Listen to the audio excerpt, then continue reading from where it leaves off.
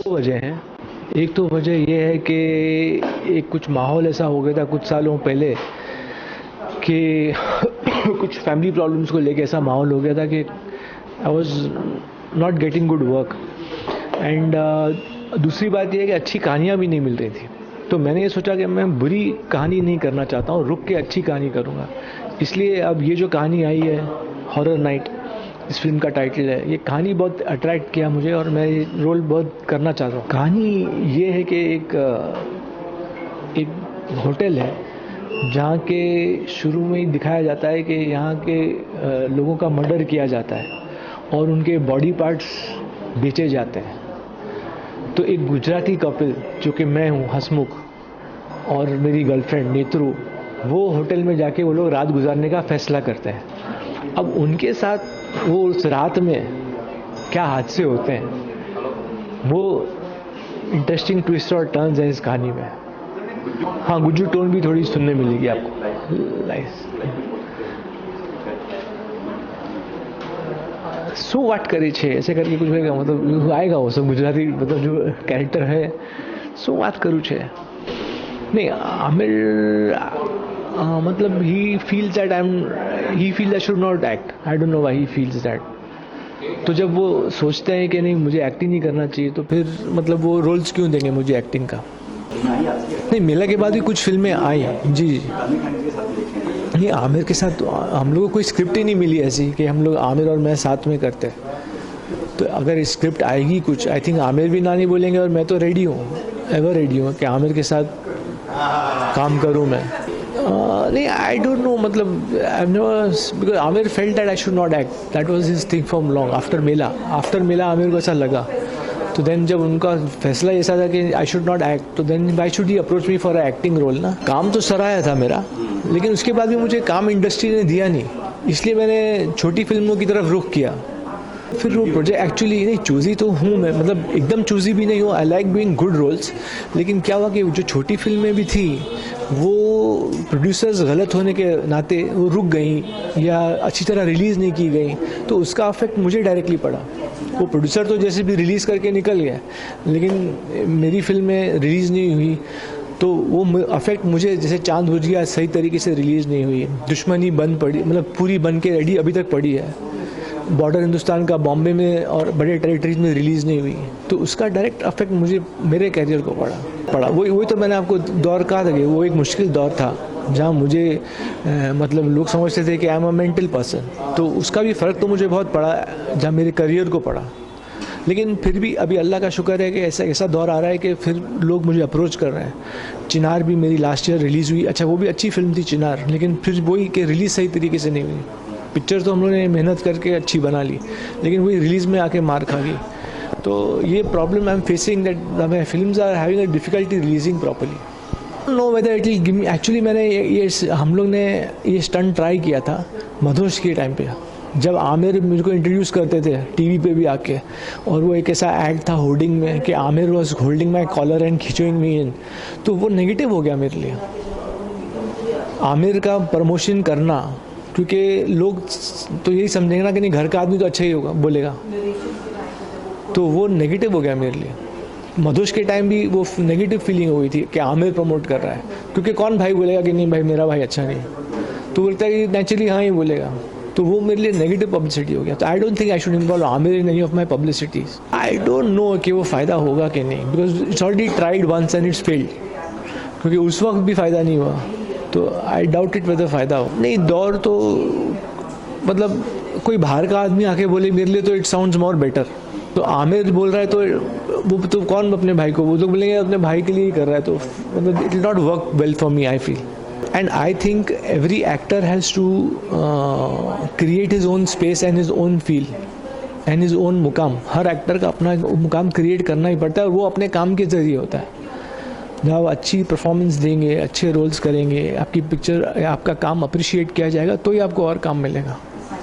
So that is what I am trying to do, कि prove myself time and again. नहीं मिला है, जैसे अभी तक मैंने 8 फिल्में की हैं, 8-10 फिल्में की हैं, तो काम भी मिल रहा है। देखिए इंशाल्लाह कब जैकपॉट हिट होता है देखते हैं। अभी शायद यही फिल्म के साथ हिट हो जाए जैकपॉट। हॉरर नाइट इस फिल्म का नाम है। तो ये फिल्म इतनी अच्छी स्क्रिप्ट है I was very attracted with the role, तो शायद यही निकल जाए इंशाल्लाह।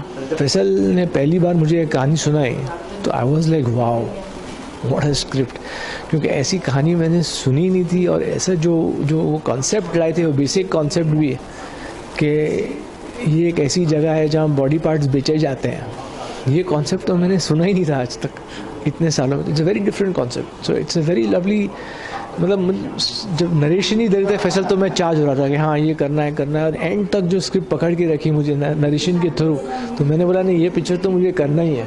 आई वॉज वेरी एक्साइटेड कि थैंक गॉड कि मुझे ये स्क्रिप्ट आई, क्योंकि स्क्रिप्ट मिलना अच्छी भी वो बहुत नसीब वाली बात होती है, या अच्छे गाने मिलना वो नसीब की बात होती है। तो I am very happy that the scripters come to me and I am going to give it my all. हम छोटे हैं और कम सक्सेसफुल भी हैं, तो नेचुरली है, तो नथिंग सक्सीड लाइक सक्सेस। तो जब आमिर सक्सेसफुल है ज़्यादा, तो वो तो जानी भी दुनिया जानती है, उसको कोई नकार नहीं सकता है, तो जाने जाना ही बड़ी बात है।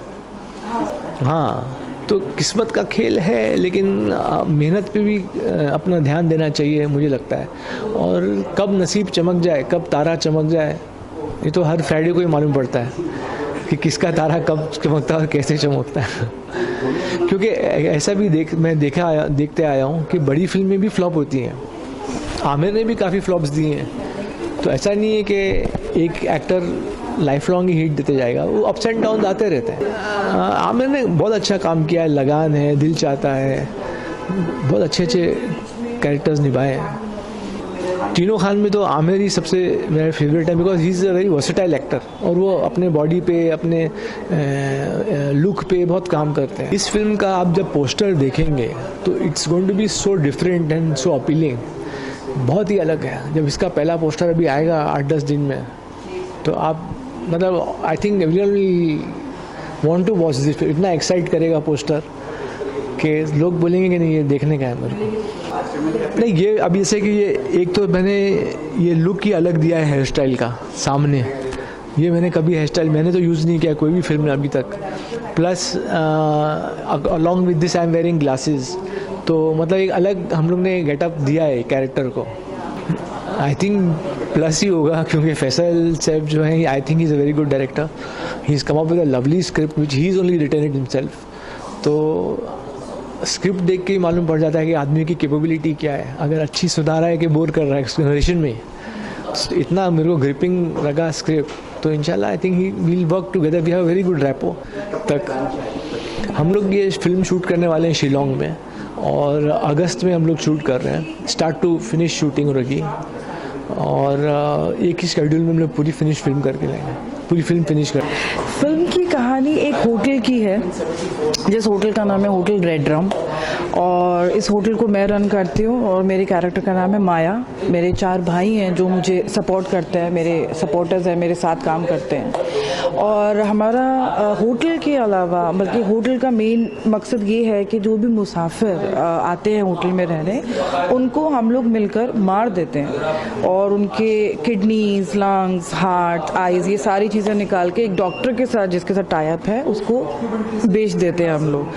तो ये हम लोग का कैरेक्टर है। और एक दिन ऐसी होता है कि फैसल खान जी और उनकी जो वाइफ प्ले कर रही है वेदिता, वो हमारे होटल में आती हैं रहने के लिए, and it's a very sweet couple, लेकिन ये कॉमिक सा कपल है इनका।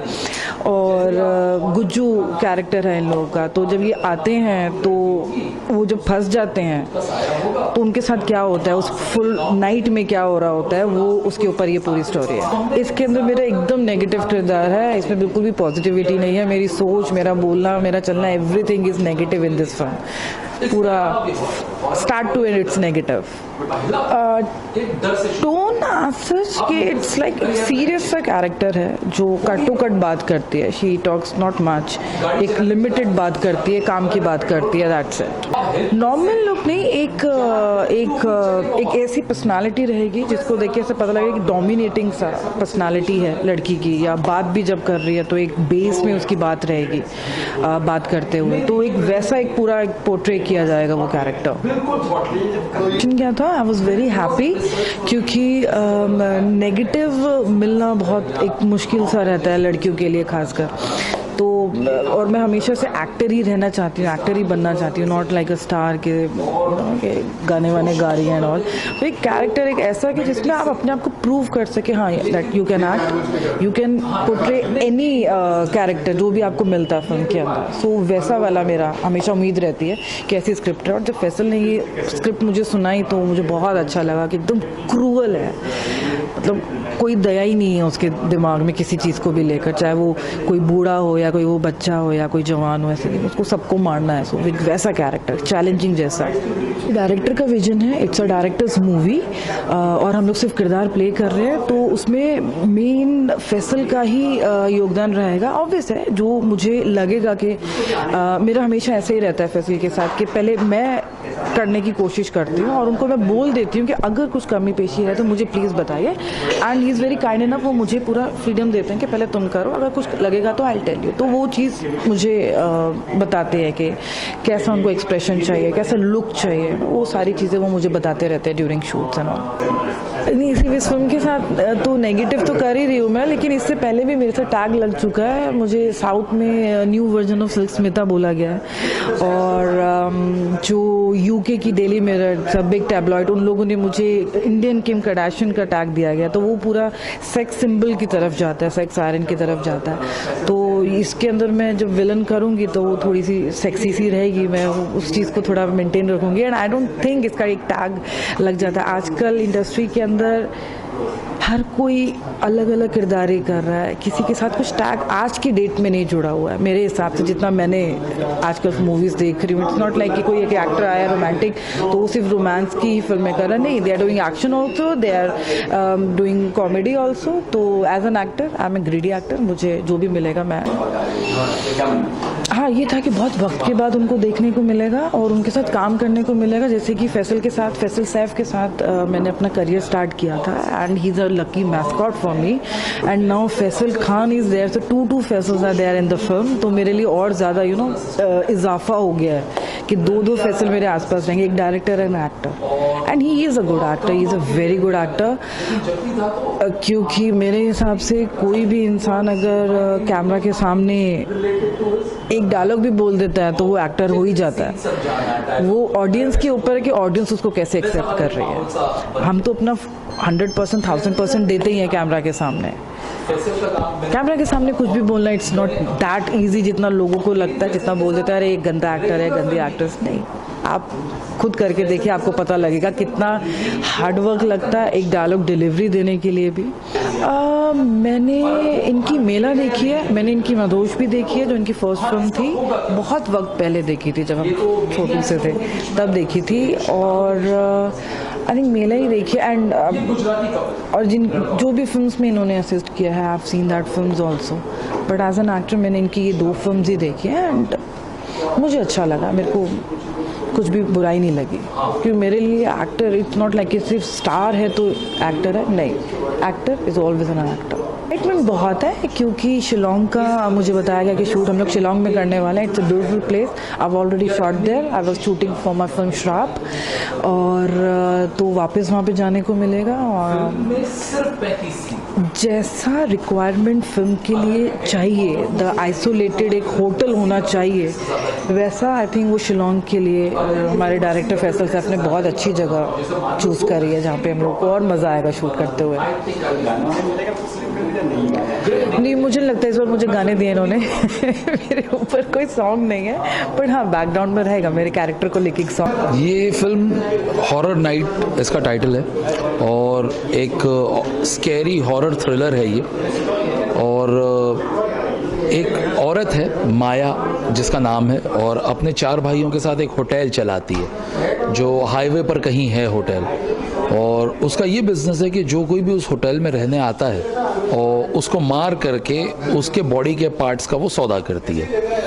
और उस होटल में गुजराती कपल्स रहने आते हैं, एक रात गुजारने आते हैं। फिर उनके साथ क्या होता है ये इस फिल्म की कहानी है।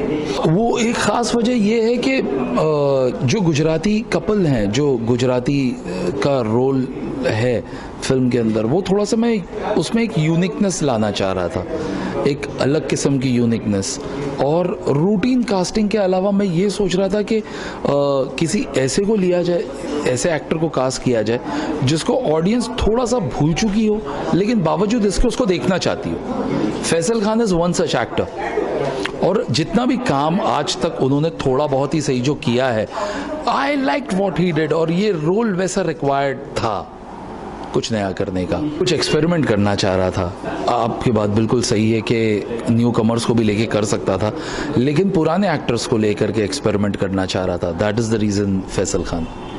शिलोंग में शूट करने का प्लान हो रहा है, हम लोग अभी तक ये प्लान कर चुके हैं, और पूरी फिल्म को चेरापूंजी, शिलोंग ऐसी जगह पे फिल्माया जाएगा। बिल्कुल, उनकी एक गुजराती टोन है जो बड़ी फ़नी टोन है, क्योंकि बड़े फ़नी कपल हैं, ये कैरेक्टर भी बहुत फ़नी है बेसिकली, तो एक टिपिकल टोन इन्होंने कैरी की है। उसके लिए काफ़ी रिसर्च कर रहे हैं, काफ़ी होमवर्क कर रहे हैं। Let's feel all goes well. सत्य घटना पर ज़रूर आधारित है फिल्म। हाँ, जहाँ तक इंस्पिरेशन की बात है तो काफ़ी फिल्मों से प्रेरणा ली गई है। ये गाने हैं फिल्म के अंदर, 2 या 3 गाने हैं, और एक फैसल खान पर है, एक बैकग्राउंड सॉन्ग है, और एक सॉन्ग जो है वो प्रमोशनल तरीके का सॉन्ग है। नहीं, मैं बेसिकली वैसा कुछ सोच नहीं रहा हूँ, क्योंकि मेरा सब्जेक्ट हॉरर है, और इसके लिए ऐसी हॉरर फिल्मों का एक अलग तरीके का प्रमोशन होता है, क्योंकि इनकी ऑडियंस अलग होती है। तो मैं उम्मीद कर रहा हूँ कि आहिस्ते आहिस्ते जब चीज़ें परवान पे चढ़ें, ऑटोमेटिकली प्रमोशन भी इसका हो ही जाएगा। मैं खून पे ज़्यादा ध्यान दे रहा हूँ, इसमें खून बहुत है, खून बहुत देखने को मिलेगा, और इस तरह से उसको पिक्चराइज करने का सोच रहा हूँ कि सेंसर्स को भी कोई आपत्ति ना हो और फिल्म निकल जाए।